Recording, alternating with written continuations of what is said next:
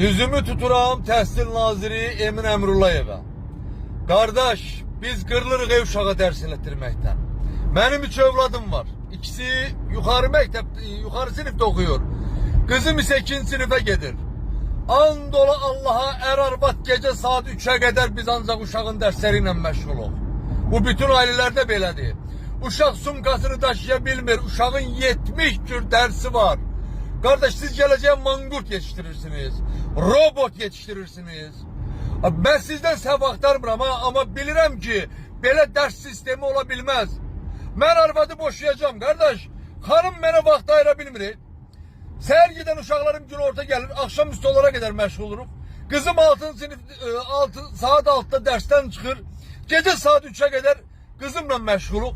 Biz yemək pişirib yeyə bilmirik kardeş. Bu ne faciaydı yaşadırsınız? Bu ne ders sistemidir kardeş? Vallahi belə sistem olabilmez derste. Bu bir körpe bir elce uşağı bu kadar yüklemek olmaz. Ay Emin Bey. Valideynler kırılır. Arabad arasında artık soyukluk yaranır kardeş. Gelirsen arabad evde yorgun. Ne kadar benim hanımım uca alimdi. Təsəvvür edirsiniz. Ne kadar uşağın dersini eləmək olar ha? Ha bu ders yükünü azaldım, bu balalar yazıktı. Öldüler ya bu uşaklar, Allah'ın olsun.